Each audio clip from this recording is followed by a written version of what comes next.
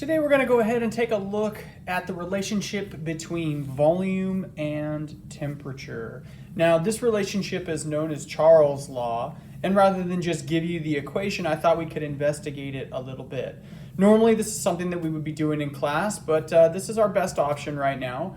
So what I've done is I've kind of set the lab up for us. Basically I have a beaker full of water, and the reason that we have a beaker full of water is because this is going to be an easy way for us to measure the temperature of the gas that we're studying. The gas that we're studying is actually going to be an air bubble that we create inside of this graduated cylinder. So right now I put a little bit of water into the cylinder. Normally we would measure from the bottom up when we're measuring the volume of water, but we don't care about the volume of water in it.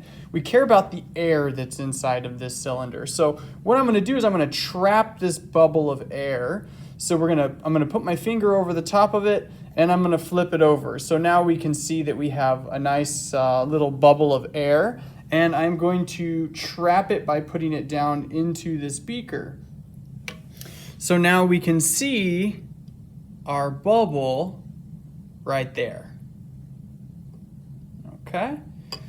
And what we want to do now is we want to measure the volume of air that's inside the cylinder, and we want to compare that to the temperature that we're at.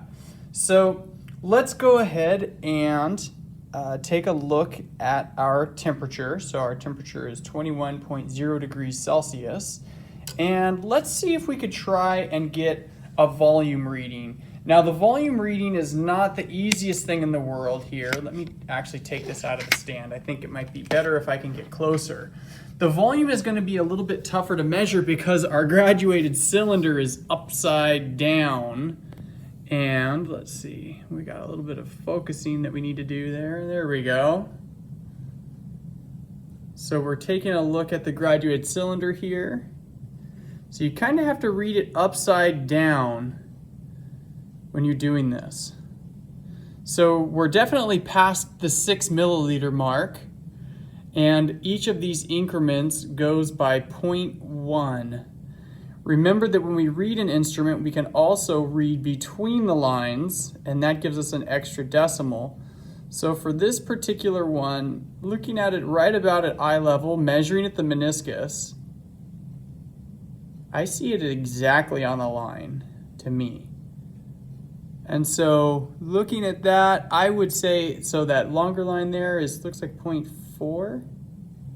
So I would say we're at 6.40 for this particular measurement. So now what we're going to do is we're going to turn on the hot plate, and we're going to let that water begin heating up.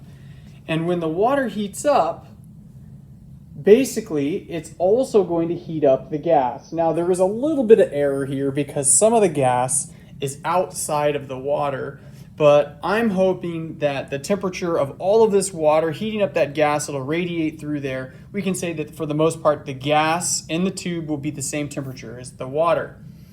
So I'm going to go ahead and turn this on to about 350 degrees, somewhere around there. Doesn't have to be exact because we don't want it to heat up too fast. And when it's about 5 or 10 degrees warmer, we're going to come back and we'll see if the volume has changed. All right, we're back. It has been a few minutes. Let's go ahead and take a new temperature. I'm just going to read it since it's not showing up on the screen. It looks like our new temperature is 32.6. And we want to try and read a new volume here. So I had tipped the cylinder over to get a little bit more of the gas in the liquid there. So like I said, it's not the easiest thing in the world to read, but let's go ahead and do the best that we can here.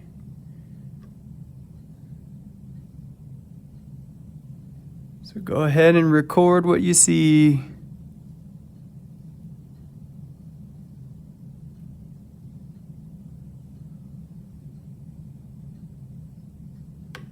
Okay. And I'll be back in a couple more minutes. All right, back one more time. The new temperature is 40.4. Let's get that a little closer. Go ahead and take a look at your new volume. 40.4. Let me get that level so we can read it. There we go. There's a little out of level. You see the bubble okay there? There it is.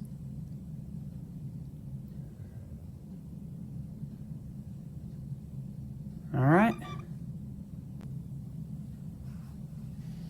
We are now on trial 4 here. Here's our temperature. So it's kind of moving around. Let's go 49 on that one. So if you leave it down too close to the bottom, you get the heat waves coming off of it. I'm seeing 49.0, so let's do that. And get some of these air bubbles off the side of it here. And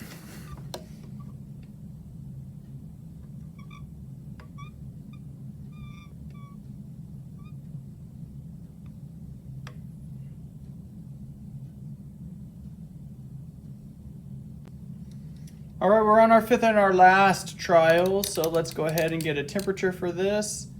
Looks to me like, where are we at here? Got it kind of stirred up. You don't want to keep that thermometer too close to the hot plate. 53.7, 53.7. And let's see if we can get one final volume. So many bubbles kind of coming out of this solution here. Okay.